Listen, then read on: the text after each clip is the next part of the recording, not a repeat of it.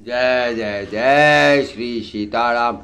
आप जाकर पिताजी के चरण पकड़कर करोड़ों नमस्कार के साथ ही हाथ जोड़कर विनती करिएगा कि हे तात, आप मेरी किसी बात की चिंता न करें। आप ही पिता के समान ही मेरे बड़े हितैषी हैं। मैं हाथ जोड़कर आपसे विनती करता हूँ। आपका भी सब प्रकार से यही कर्तव्य है जिसमें पिताजी हम लोगों के सोच में दुख न होवे। श्री रघुनाथ जी और सुमन जी का यह संवाद सुनकर निषाद राज कुटुंबियों सहित व्याकुल हो गया। फिर लक्ष्मण जी ने कुछ कड़वी बात कही। प्रभु श्री रामचंद्र जी ने उसे बहुत ही उचित जानकर उसको मना किया।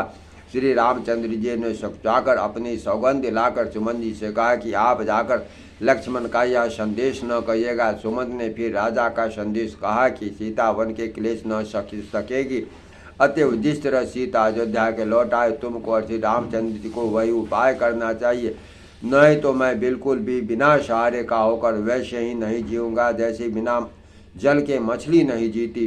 सीता जी के माय के पिता के घर और सीता ससुराल में सब सुख है।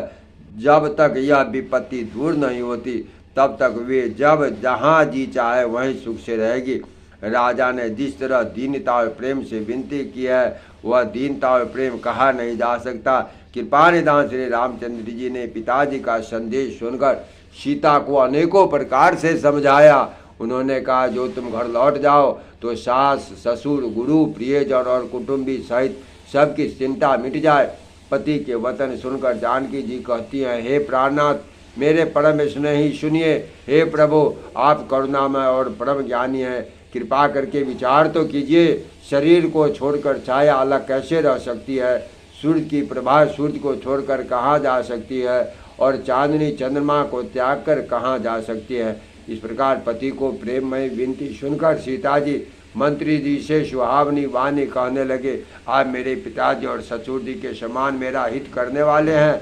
आपको मैं बदले में देती हूँ या आपको मैं बदले में उत्तर देती हूँ, यह बहुत ही अनुचित है। किंतु हे तात, मैं आर्त होकर ही आपके सम्मुख हूँ, आप बुरा न मानिएगा। आर्त पुत्र स्वामी के चरण कमलों के बिना जगत में जहाँ तक नाते हैं सभी मेरे लिए व्यर्थ है।